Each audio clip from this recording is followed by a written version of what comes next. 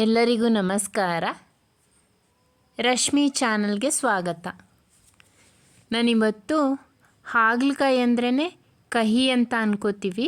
ಸ್ವಲ್ಪನೂ ಕಹಿ ಇಲ್ದಾಗೆ ಹಾಗಲಕಾಯಿ ಪಲ್ಯನ ಹೇಗೆ ಮಾಡೋದು ಅಂತ ನೋಡೋಣ. ನಾನಿಲ್ಲಿ ಅರ್ಧ kg ಹಾಗಲಕಾಯಿ ತೊಗೊಂಡಿದ್ದೀನಿ.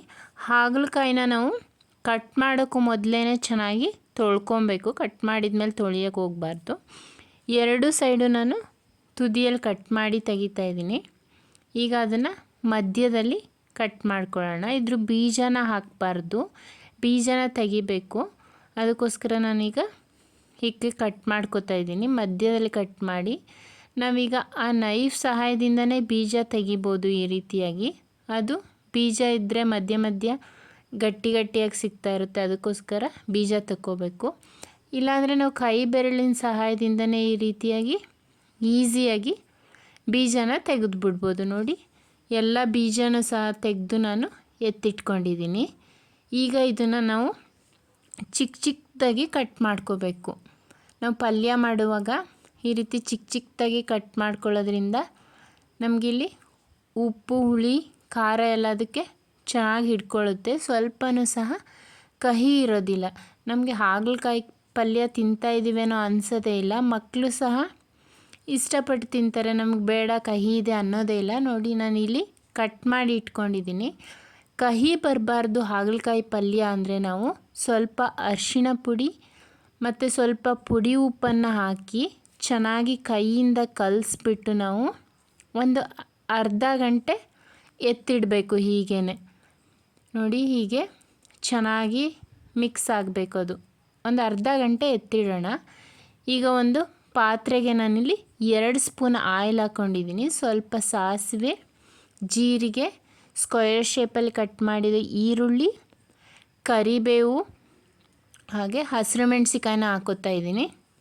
ಸ್ವಲ್ಪ ಟೊಮೆಟೊ, ಬೆಳ್ಳುಳ್ಳಿ ಪೇಸ್ಟ್, ಶುಂಠಿ ಪೇಸ್ಟ್ ಹಾಕಿ ನಾವು ಚೆನ್ನಾಗಿ ಫ್ರೈ ಮಾಡ್ಕೊಳ್ಳೋಣ.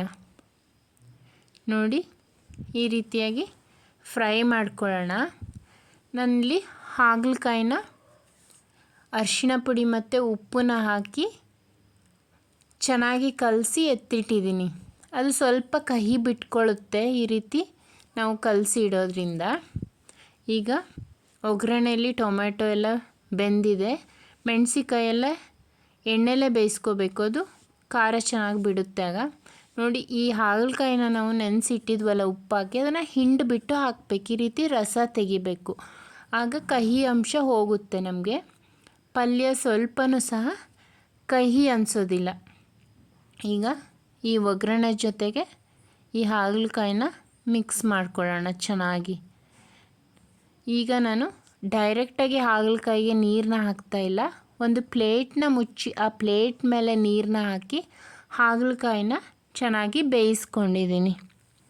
ನಾವು ಡೈರೆಕ್ಟಾಗಿ ನೀರನ್ನ ಹಾಕ್ಬಿಟ್ರೆ ಯಾವುದೇ ಪಲ್ಯಕ್ಕೂ ಸಹ ನಾವು ಡೈರೆಕ್ಟಾಗಿ ನೀರು ಹಾಕ್ಬಿಟ್ರೆ ಅದ್ರ ಟೇಸ್ಟೇ ಇರೋದಿಲ್ಲ. ಈಗ ಸ್ವಲ್ಪ ಹುಣಸೆ ಹಣ್ಣಿನ ರಸನ ಹಾಕೋತಾ ಇದ್ದೀನಿ.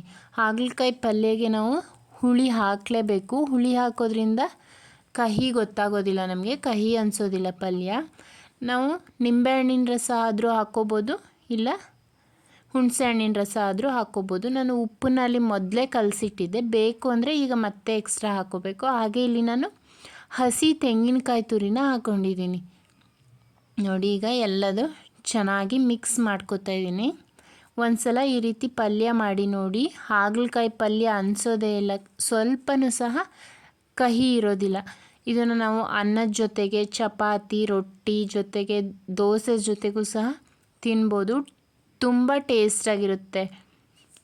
ನೋಡಿದ್ರಲ್ಲ, ನಾನು ಈಸಿಯಾಗಿ ಹೇಗೆ ಹಾಗಲಕಾಯಿ ಪಲ್ಯನ ಮಾಡಿದೆ ಮತ್ತು